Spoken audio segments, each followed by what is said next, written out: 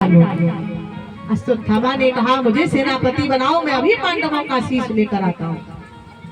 अपनी जांग से बह रहे रक्त को दुर्योधन ने अश्वत्थामा के मस्तिष्क पर तिलक किया और कहा जाओ, आज की रात्रि के लिए मैं तुम्हें अपनी सेना का सेनापति नियुक्त करता हूँ।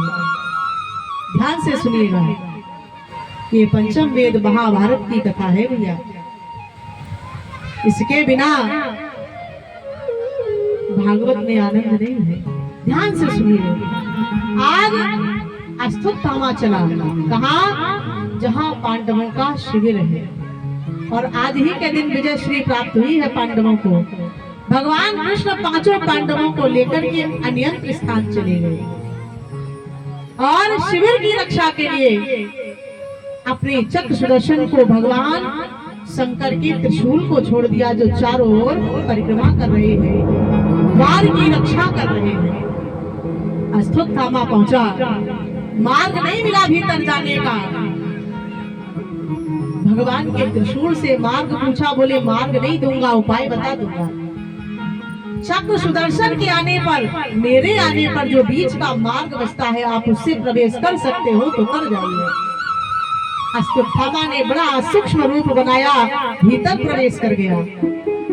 पांडवों के शिविर में लेटे हैं पांचों ही पांडवों के अंश से उत्पन्न पुत्र, जिनके शीश को काटा और लेकर के कहा गया दुर्योधन के पास। भैया, दुर्योधन ने जब उन शीशों को देखा तो प्रसन्नता से भर गया। मित्र, आज तूने मित्रता के अमूल्य ऋण को चुकाया है। मित्र हो तो ऐसा पास में रखा उन शीशों को। ला मेरे शत्रु भीम के शीश को। तो भीम वंश से जो पुत्र जन्मा था भैया, उस शीश को लाकर के दुर्योधन के हाथ में दिया। अश्वत्थामा ने ध्यान से देखा, जरा सा दाम लगाया, वो सिर फूट गया। दुर्योधन फूट फूट करके रोने लगा, मित्र ये तुमने ठीक नहीं किया, ये पांडवों के शीश नहीं है, अभी तो ये पांडवों के अंश के उत्पन्न बच्चों के शीश है। तूने मेरे परिवार में एक दीपक जलाने वाले को नहीं छोड़ा। दुर्योधन को वरदान मिला था, अति सुख होगा तो मृत्यु नहीं होगी, अति दुख होगा तो मृत्यु नहीं होगी। आज दोनों ही समान मात्रा में हुए। दुर्योधन मृत्यु को प्राप्त। प्रातः काल उठा, द्रौपदी उठी, जाकर के देखा शिविर में शरीर पड़ा है, शीश का नाम निशान नहीं है। रो रही है, विलाप कर रही है। डेरों में खून बह रहा था, अरे अबला पड़ी रो रही थी। द्रौपदी बाल बिखराए हुए लालों पर पड़ी रो रही थी। करुणा कंदन कर रही है मेरे लाल, मेरे लाल, ओ मेरे लाल, आओ पुकारे तेरी मैया, मेरे लाल, मेरे लाल।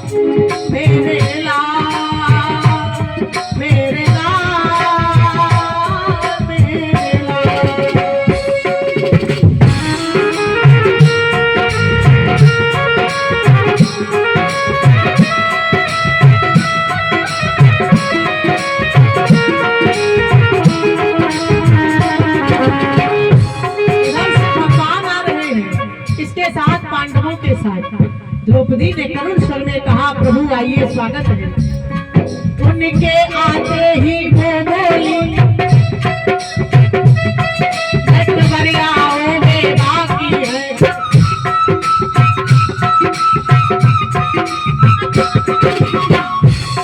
अथवा इस खेत तुम्हारे में और कसर भी बाकी है।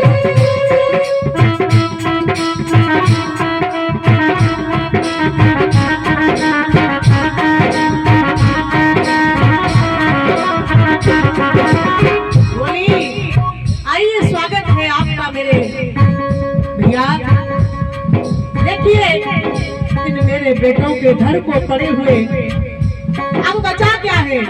जिनके लिए ये युद्ध कराया वो तो पास है, लेकिन जो इसकी सुख सुविधा भोगेगा वो कोई नहीं है।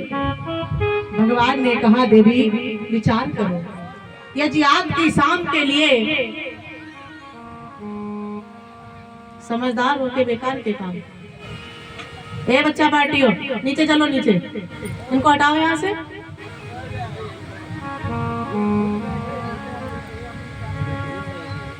महाराज भगवान कहने लगे, देवी आज की रात मैंने इन्हें ना हटाया होता, जो आज दशा तुम्हारे पुत्रों की है वही पांडवों की होती। मैंने जितना मुख से कहा है मैं उसे पूर्ण करूंगा। द्रौपदी ने कहा, मुझे और कुछ नहीं चाहिए, जिसने मेरे बालकों की यह दशा की है मुझे वो चाहिए। अर्जुन ने कहा, चिंता नहीं करो, आज या तो मैं अपने पुत्र के शत्रुओं को लेकर आऊंगा या फिर आज के बाद तुझे अपना मुंह नहीं दिखाऊंगा। भगवान कृष्ण अर्जुन चले, क्षण मात्र नहीं लगा मायापति को अश्वत्थामा का पता लगाने के लिए। कहा, अर्जुन ये तुम्हारे पुत्रों का वधिक है। महाराज युद्ध भी हुआ। युद्ध के साथ साथ अश्वत्थामा ने ब्रह्मास्त्र का संधान किया। अर्जुन ने देखा अपनी ओर आते हुए ब्रह्मास्त्र को, तो उसने भी ब्रह्मास्त्र का संधान किया। कहते हैं, मत आते हैं कि भगवान ने अश्वत्थामा को स्वयं बाण को चलाए हुए को पान किया। कहीं मत आता है, स्वयं मुनिवर वेदव्यास जी ने आकर के आदेश दिया है, अपने अपने बाणों को वापस लो। अर्जुन ने अपने बाण को वापस किया, लेकिन अश्वत्थामा बाण वापस करना नहीं जानता था। दिशा भ्रम किया, जिससे जाकर के अभिमन्यु की पत्नी उत्तरा के गर्भ में लगा। महाराज बांध लिया है अश्वत्थामा को। कहाँ लेकर गए? द्रौपदी के पास। देखा भीम ने आए हुए शत्रुओं को तलवार उठाई और कहा, रे पापी, यदि तुझमें बल था तो मुझसे आकर के युद्ध किया होता। मेरे बच्चों पर तूने हाथ उठाया। द्रौपदी मुझे जल्दी बतला, क्यों कर तेरा दिल भर डालूं, खींचलूं खाल सारे तन की, या टुकड़े टुकड़े कर डालूं। क्या करूं बताओ? देवी द्रौपदी के हृदय में दया भराई। माता की ममता, मेरी माताएं बड़े सरल स्वभाव की होती हैं, आज हृदय में दया भराई। द्रौपदी कहने लगी, नाथ कन्हैया, मैंने दोनों दुख झेल लिए हैं। मेरी गुरु माता जो कि युद्ध के चलते ही पहले ही वैधव्य को प्राप्त हो गई है, यदि उसकी संतान का अहित हमसे किया तो फिर हमें बड़ा दोष लगेगा। एक माता से उसकी संतान को छीनने का हक हमें नहीं है। भगवान ने कहा, धन्य हो देवी, धन्य है तुम्हारा ये त्याग। अश्वत्थामा के मस्तिष्क से मणि को निकाला, छोड़ दिया गया। लेकिन सत्यता यही है, ब्रजमंडल में वर्षाना गांव है। वर्षाना गांव के पास में ही एक झाड़ी है भैया, उसका नाम है अश्वत्थामा झाड़ी। आज भी अश्वत्थामा उसी झाड़ियों में भटकता है। कहते हैं ना, भगवान के भक्त का जो अहित करता है उसे कोई क्षमा नहीं करता। कहा भी गया है, जाको प्रिय न राम वैदेही, जिसको मेरे भगवान ना प्रिय हो, जिसे मेरे ईश्वर से लगाव ना हो। जाको प्रिय न राम वैदेही, ताजहु कोटि जद्दप वैरी सम, यद्यपि परमो स्नेह। जो भगवान का मित्र ना हो, भगवान का अहित करता हो, भगवान की निंदा करता हो, वो अपना कितना भी हितैषी हो उसका उसी क्षण त्याग कर देना चाहिए। महाराज वही ब्रह्मास्त्र जाकर के देवी उत्तरा के गर्भ में लगा। देवी उत्तरा अब चिल्ला रही है, हे त्रिलोकी के स्वामी, हे जगन्नाथ, हे जगदीश्वर, हे प्रभु द्वारिकाधीश, मैं तुम्हारी पुत्री, तुम्हारी कुल की वधू उत्तरा अभिमन्यु की पत्नी तुमसे निवेदन करती हूँ, प्रार्थना करती हूँ। मैं पहले ही वीरगति को जाना चाहती थी पर तुमने रोक दिया। कहा तुम्हारे पति की धरोहर तुम्हारे गर्भ में है, इसकी रक्षा करो। तो हे पूज्य, ना तो मैं उस धरोहर की रक्षा कर सकी, मेरा गर्भ भीतर ही भीतर जल रहा है। भगवान वासुदेव ने सूक्ष्म रूप धारण किया, गर्भ में गए, परीक्षित के प्राणों की रक्षा की। बोलिए भक्तवत्सल भगवान की। बालक का जन्म हुआ, मेरे प्रभु ने दाहिने हाथ से सर पर हाथ फेरा, कहा परीक्षित जागो, परीक्षित जागो, परीक्षित जागो, जिससे उस बालक का नाम परीक्षित पड़ा। उसी परीक्षित को सुखदेव जी ने श्रीमद् भागवत की कथा सुनाई। द्वापर का अंतिम समय, कलयुग की वारी, धर्मराज युधिष्ठिर ने कहा चलो चल करके भीष्म पितामह को प्रणाम किया जाए। रुक जाइए, 10-5 मिनट की कथा रह गई है, रुक जाइए। आप लोग तो बड़ा जल्दी करते हो, लेट आते हो, जल्दी भागते हो।